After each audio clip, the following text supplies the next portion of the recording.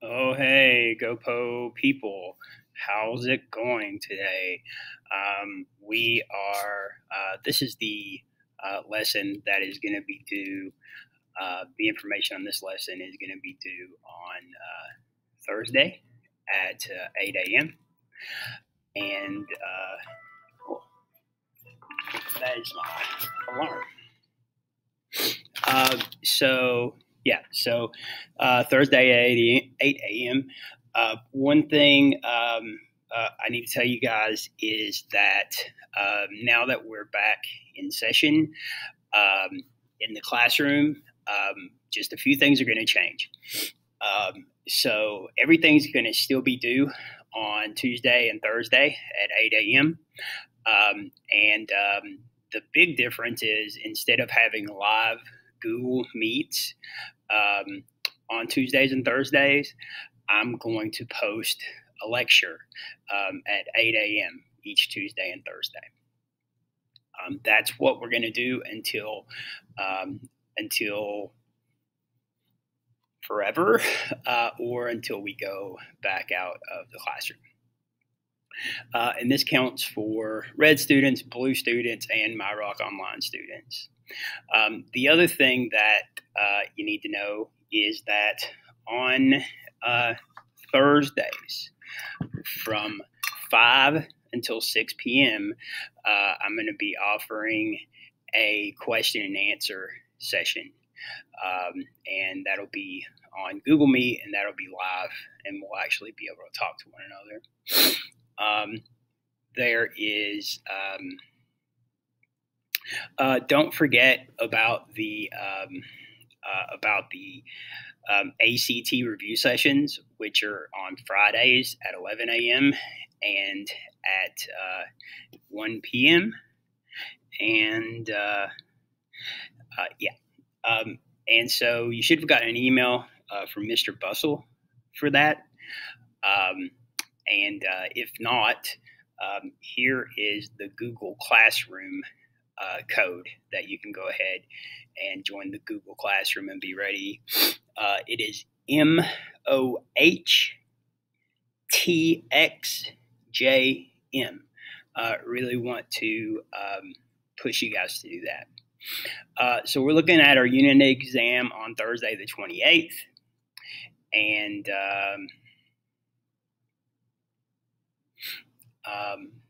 then the last thing I want to tell you guys is don't forget May the 3rd. May the 3rd is the AP exam, and that's going to determine whether or not you wasted your time in this class. Hopefully, you didn't.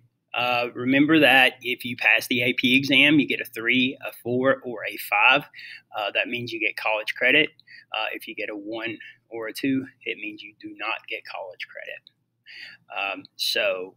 With all that said, let's move on to some rules and procedures. And this lesson's going to make you mad. Okay, so there's 435 people in the House, and there's only 100 people in the Senate. This means all those weird rules, especially like in the House Rules Committee, they don't have that. Instead, and the reason they don't have that is there's only 100 people, so it's not as crazy. And it's less centralized, meaning one person is in a whole lot of control, and it's less hierarchical. Hierarchy. Hierarchy is means levels, like I'm above you, they're above me, and so forth. So the presiding officer is the person that bangs the gavel and presides over everything that happens, and it's important that you know that is the vice president. Okay, constitutionally, that's the only thing the vice president has to do, unless they have to be president, right? And if the vice president can't be there, the vice president names a senator to be the presiding officer. Remember, preside means just be in control of. Sometimes you'll see the vice president called the president of the Senate, and so that's that. Last week, the House and the Senate were verifying the Electoral College votes. I think certifying is what they said. And there was some drama between President Trump and Vice President Pence because President Trump had come out on interviews and on Twitter saying, "Hey, Vice President Pence, you can stop this this stealing of the election by not certifying the Electoral College votes because you're running the Senate, you have that call." And Vice President Pence basically said, "No, that's not in the Constitution. I can't do it." So you had the Vice President and the President butting heads. So we'll talk about the problem with senators being able to speak as long as they want. And there's a problem with that. And who speaks and how long they speak and when, the presiding officer really doesn't have very much control. We're going to talk about how much control the majority leader actually has. And if you're keeping score at home, and that's your boy, Mitch McConnell. If you stand up, you are permitted to speak. And if a bunch of people stand up, party leaders get to speak first. And then also they refer to one another as the senator from Illinois or whatever. One thing that it doesn't say here that might come up, especially in the politics side of things, is unless like two senators have been elected at the same time, and that doesn't happen very much because like in 2020, Kentucky elected Mitch McConnell because the last time we voted for his seat was in 2014, right? Because there's six-year terms. And so I think in 2022, Rand Paul is going to run. And that's when his term will be up and he'll run for re-election. And so what that means is there's always a senior senator and a junior senator for a state. And the senior senator is always the one that's been there the longest. Again, that won't be the case if two senators are elected in the same year, which is what just happened in Georgia, right? And so in Georgia, they have two new senators that just got elected, last Wednesday? Yep. Okay. So the word germane, like we said last time, they can amend bills. So amendment means change, right? And so we have amendments to the Constitution, but that's not what we're talking about right now. We're talking about amendments to a bill, so changing things on a bill. And the hang on just a second. And so they can do anything to a bill. It's not just germane amendments to bills. Okay, so a filibuster. Okay, so in order to understand what a filibuster is you need to realize that the Senate will have voting deadlines on bills to become a law. And once that voting deadline passes, there can't be a vote, and then the bill has to start all over again. And in the Senate, this happens a lot, and we'll talk a lot about this today. And so my best definition for a filibuster is talk a bill to death. Okay, so let's say I'm in the Senate and they want to make a law that says pepperoni pizza is the only pizza to be served in the United States. That's horrible. How could they do that?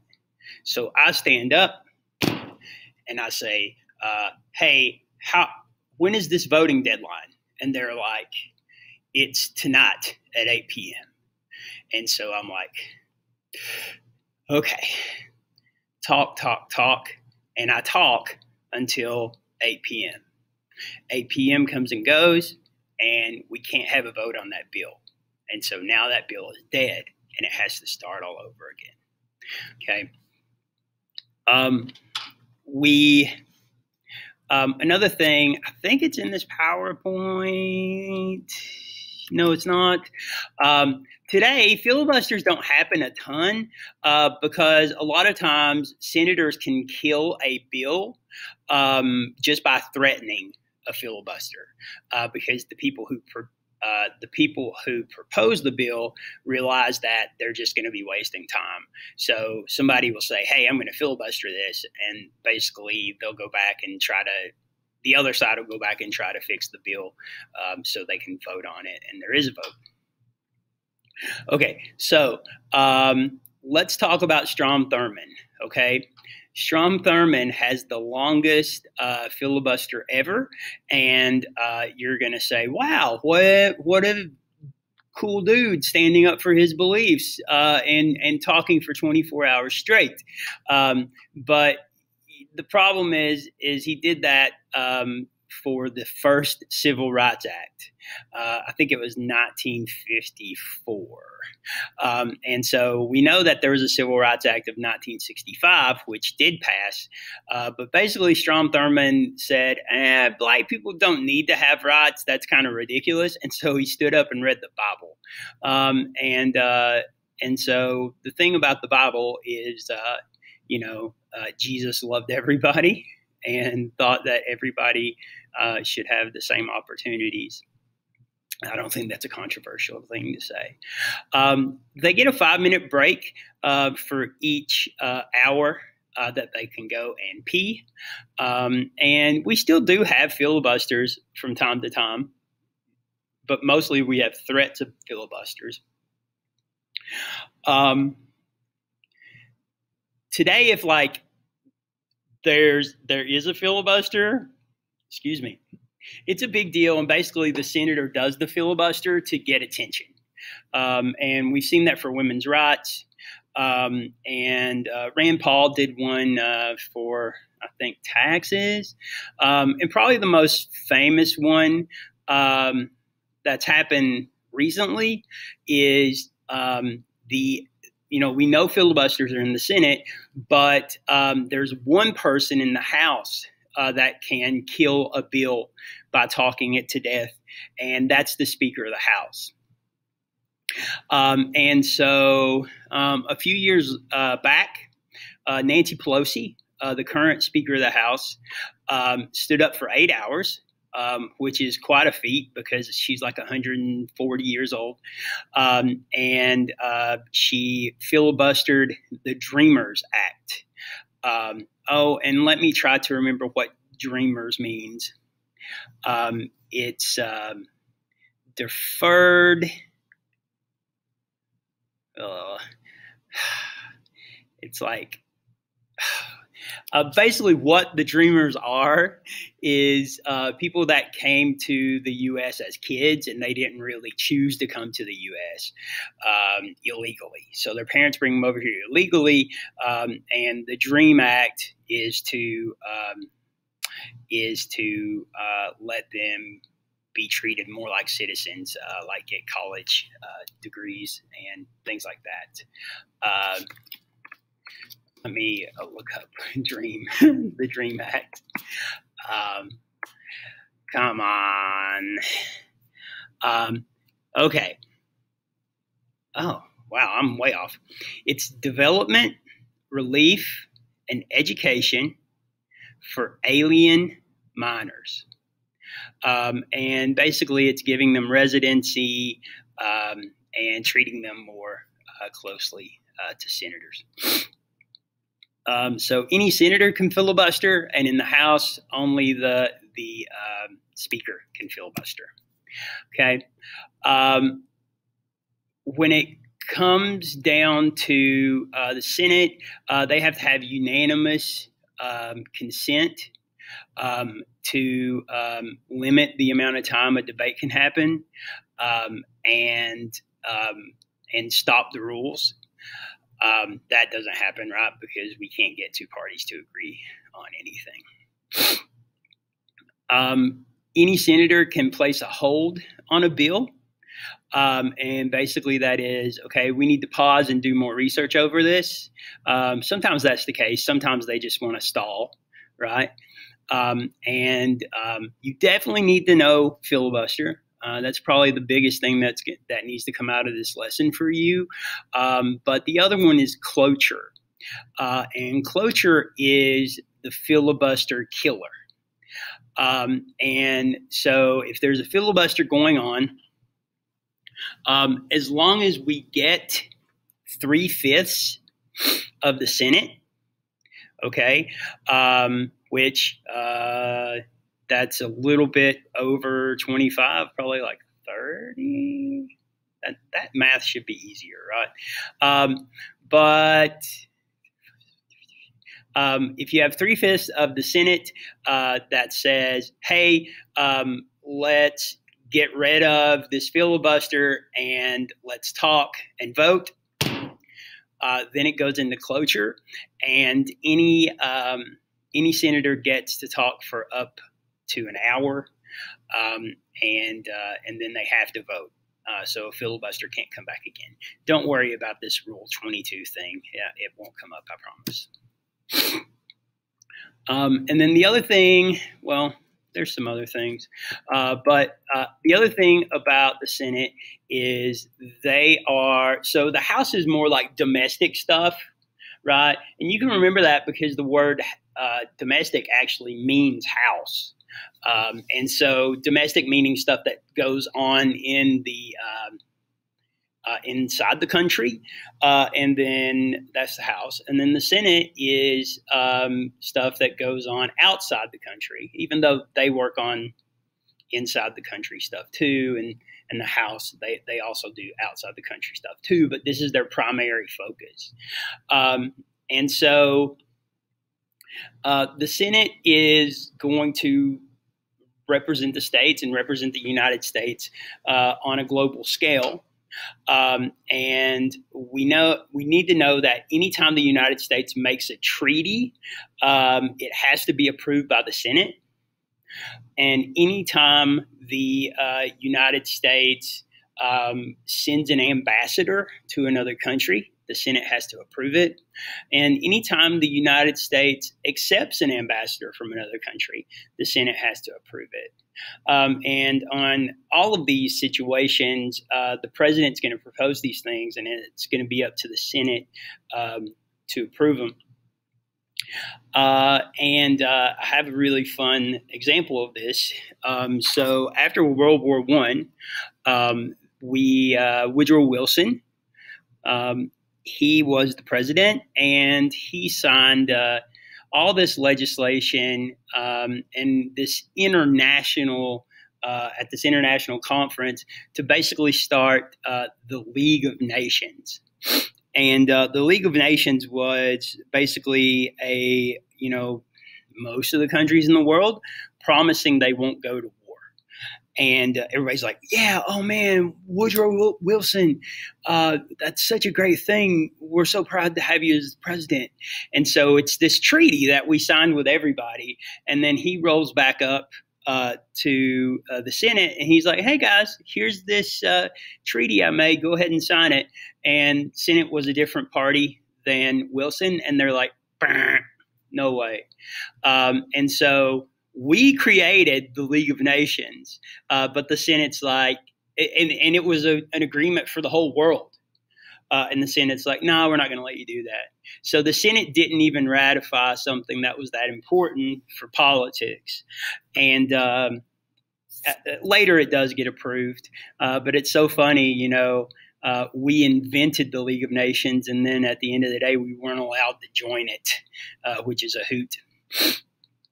And just a quickie thing, Federalist 75, written by Hamilton, because he wrote most of the Federalist Papers, right?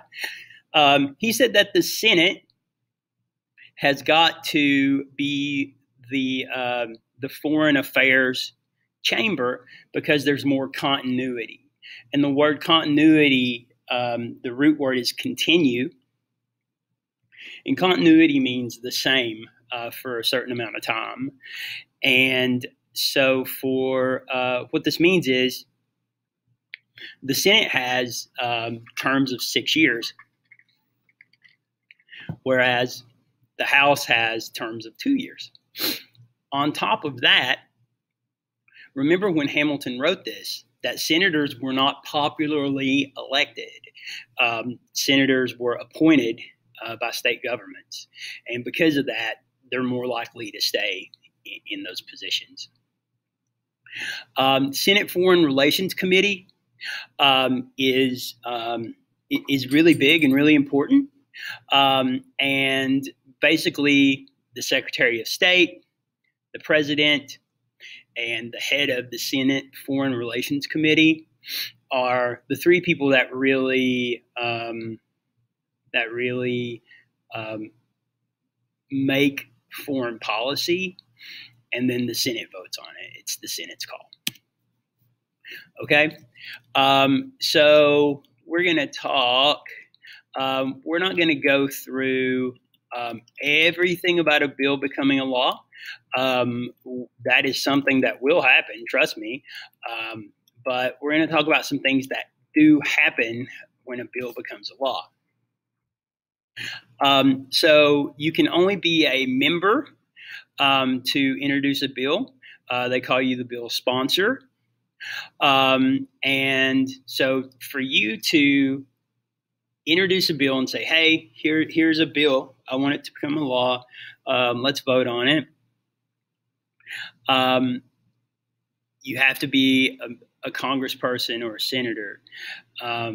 But it doesn't matter who writes it. It's just who submits it. Once that happens, they're given a number. Senate starts with an S. House bills start with HR. And president, that's a cool way to spell that. I must be really hip. So a bill has to go through both chambers, then the president can veto, and then Congress can override the veto. Trust me, at the end of this unit, we're going to get a lot more specific about that. So we talked earlier about germane, I hope we did, germane amendments to bills. And in the House, that usually happens in committee before it goes out to the whole floor. In the Senate, anything goes. You can change a bill however you want, and you can do that on the Senate floor with everybody voting. We wanted a big thing here is riders. Okay. And think of the phrase free rider, like a person that just hops in your car and gets to ride for free. And so in the Senate, there's tons of riders. And basically it's when senators attach tons and tons of stuff onto a bill. And so a really good example of that, even though it's not federal, it's state, is you may have heard teachers back when you guys were in middle school talk about the sewer bill. And basically it was teachers were protesting to keep their pension and to basically keep their pension because some lawmakers said that we're in too much debt. And pension is like your retirement money. And so the teachers were like, hey, we need a bill to protect our pensions, and right in the middle of it, while teachers are like in Frankfurt protesting, um, the legislative branch in Kentucky had this sewer bill about how we're going to like build sewers in Eastern Kentucky or whatever, and they had attached a rider onto that bill that said, "Oh, by the way, we're not funding teachers' retirement." And so teachers were really mad, and they called it the sewer bill, and they were so frustrated that the state government tried to sneak something through on us. A lot of times for bills, things are added right at the end, and as you watch more and more of Congress work, you'll always hear senators say, "Oh, I didn't even have time to read it." And then they're like, "Okay, then why did you vote for it?" Right? And so that happens a lot. And I talked about Christmas tree bills on the last lesson, and they can. The real word for it is omnibus bills, and omnibus bills are bills that come through that have just so much crap attached to them. So they're called Christmas tree bills because they're all covered with all these riders. And we had a Christmas tree bill for the stimulus package that was coming out just a few weeks ago. You may have heard Republicans complaining about how in the stimulus package, the Democrats had set aside so much money to go to foreign countries, even though that wasn't what the bill was supposed to be about. And another thing to say, and you should know this by now, this shady, fishy, politicky stuff is not something that just the Republicans do or just the Democrats do. It's something that politicians do. Okay, so there you go. We need to talk about pork and pork barrel spending. This is also called earmarks. And this is where we go to a spot where we talk about the most important thing for any politician, which is to get reelected, right? And so we need to make, I'm a senator. My number one priority is to make sure in 6 years I get reelected. So who votes for me? Well, the people that live in my state. So when we're making bills, I really need to make the people who live in my state think I'm taking care of them. And so we're making this bill that is going to do whatever. And I want to make sure that somewhere in that bill, there's something that helps my state so I can come back and say, "Hey, buddies, you like that new beer cheese factory in Mount Vernon? Well, I put the funding through on this last bill to get that. Don't you think you should vote for me so this could happen some more in the future?" And so we call that pork, and we call it earmark. When you think of earmark, think of there's this big bill with all this spending, and someone has dog-eared one of the pages. And when they dog-ear that page, it means that money's coming to Kentucky. And so with Mitch McConnell being the Senate Majority Leader, he's been the senator for Kentucky since 1612, I think. And the reason he's been the senator for Kentucky for so long is because a lot of reasons. But one of the reasons is he takes care of people in Kentucky, and so they're going to vote for him. you can remember pork barrel spending by the phrase "bring home the bacon," and then also there's a really sad reason that they call it pork barrel spending. But I think this is something that people need to know. So early in the South, when slavery was still a thing, there was slave owners would so bacon and pork came cured because they didn't have refrigerators in these big barrels.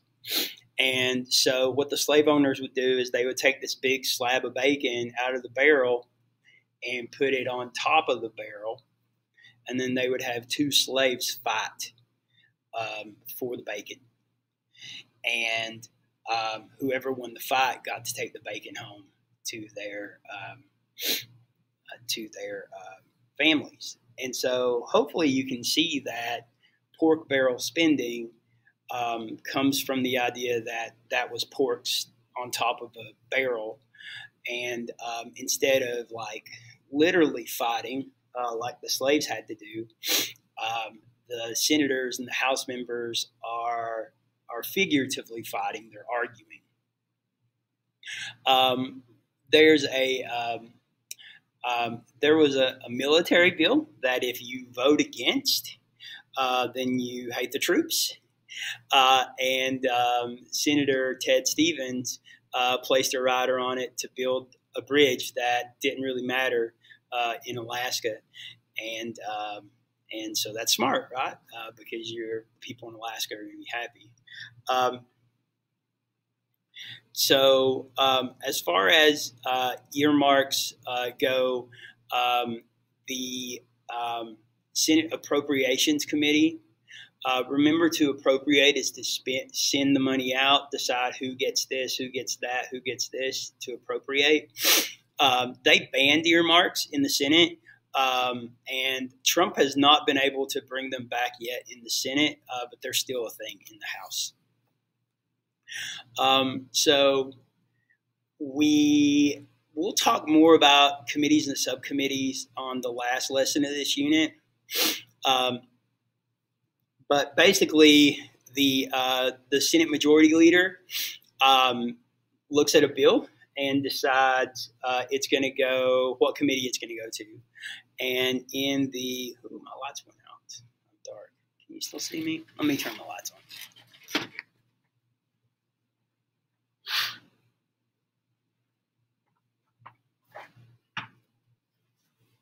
There we go. So in the Senate, it's the Senate Majority Leader. In the House, it's the House Rules Committee, which we talked about earlier. And sometimes there's 3 or 4 committees that could handle a bill. And so sometimes they can send it to 2 committees at the same time. And after that, they have to come together and decide which of the 2 committees or the 3 committees is going to present it to the floor. In committee, there are 3 things that happen. The first is hearings. And this is when everybody sits down and we talk about the bill and we say, hey, what do you guys think? And the person that proposed the bill is going to kind of make their argument that the bill should become a law. Then they have markup. And think of markup as just taking a red pen and marking it up, okay? Saying this is, we're going to cross this out. We're going to add this in. And then reporting out when a committee can say, okay, let's pull the debate on this bill and let's pull it out to the floor, the whole floor. And that's kind of a bill coming out. And again, the last lesson in this unit is I'm just a bill and how a bill becomes a law. And then pigeonholing. to pigeonhole a bill, and every committee chair can do this. And remember, every committee has a majority of whoever has the majority in the House or Senate, and also the committee chair is always from the majority party. And so to pigeonhole is basically just to take the bill, wad it up, throw it away. And that's a whole lot of power for the committee chairs in either house. Oh, I'm having a phone call. Let's pause the video and take a deep breath, and I'll be back very much soon. Okay, friends, let's finish this up. So we're going to talk about voting on bills and kind of what it's supposed to be and then what it is. So if everything is really happening the way it really should happen, legislators, House members or senators, are really gonna look to their people and say, okay, I represent the people of Kentucky. What would they say? Okay, and so there are ways for them to find out what would the people, their constituents. Big word constituent here. A constituent is someone that I represent, right? And so everybody in Kentucky is a constituent of Rand Paul and Mitch McConnell. So so they can go out and do town hall meetings. They can do polls. They can ask for letters and emails and all that kind of stuff.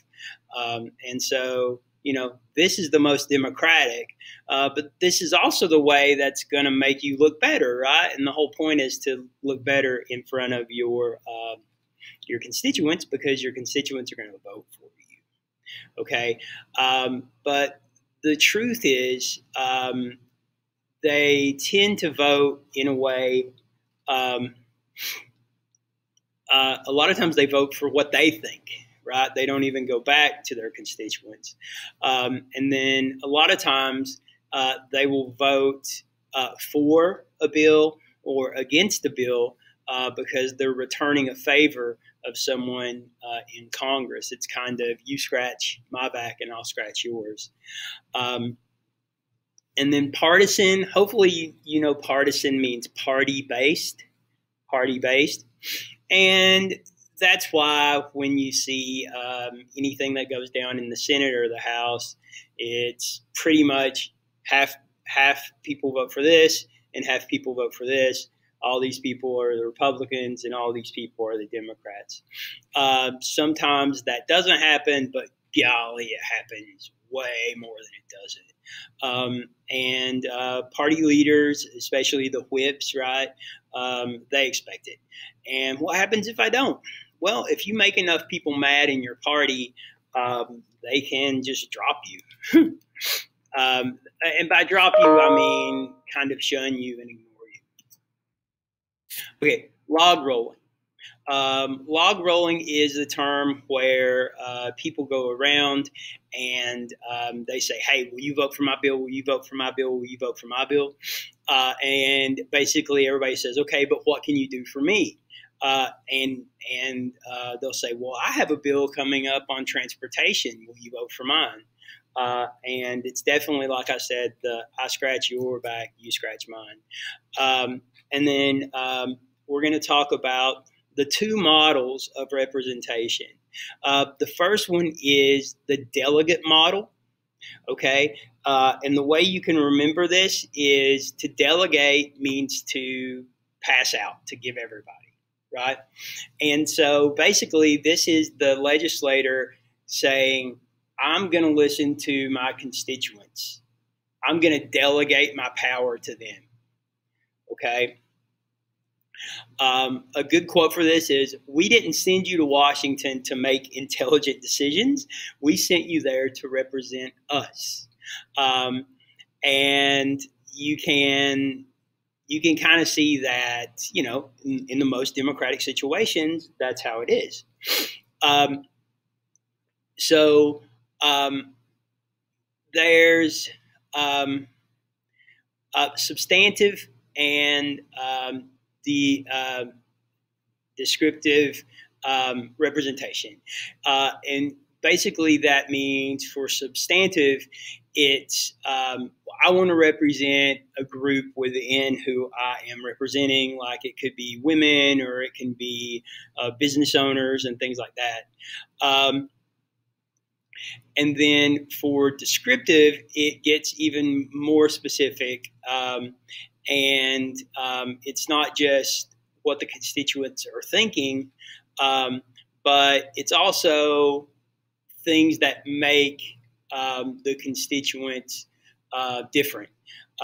And so they need to take that into consideration. Again, they're going to say, I do this because I want to best represent my people. But the truth is they're doing it because they want to get reelected. Same thing with like pork barrel spending.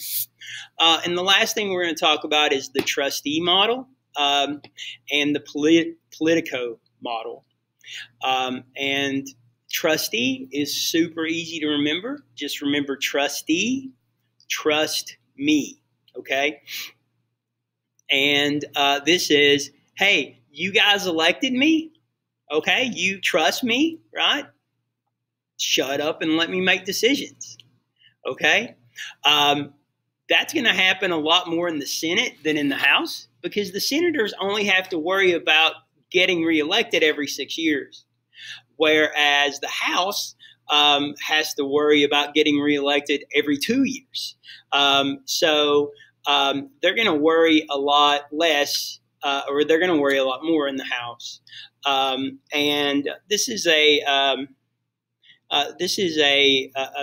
good definition as well, that they use their judgment, and they don't really worry about what their constituents say.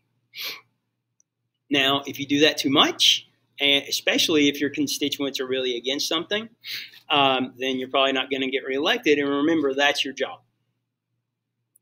And then finally, the Politico model is a blending of the delegate and the trustee model. This happens a lot when the public they don't really care about something. And there's so many political things that go on and bills that get passed that nobody really cares about. And that's when they choose the Politico model. They do a little bit of research for what the constituents think, and then they also go with their own belief too. So that wraps up lesson 3. That's going to be due, of course, on Thursday morning at 8 a.m. All the information over lesson 3. And we'll continue to trudge on through this. Don't forget the ACT workshops. Again, on Google Classroom, it's MOHTXJM is the class code. Don't forget that. Don't forget to keep on trucking, guys. Keep doing your best on these lessons, and I promise it's going to make everything so much easier for you when we move into reviews later on in the year. That said, thanks for hanging with your boy for that long. And remember that I am the email kid, right? Send me emails, ask me questions, and it's all good. Last thing, I'm using a PowerPoint that doesn't have videos embedded in it right now, but that's what I'm going to do. I'm going to have I grabbed the PowerPoint without videos. I'll make sure that the one that's posted has the videos in it, so you can do those too. All right. Remember to email me, and you guys have a great day, and I'll see you soon.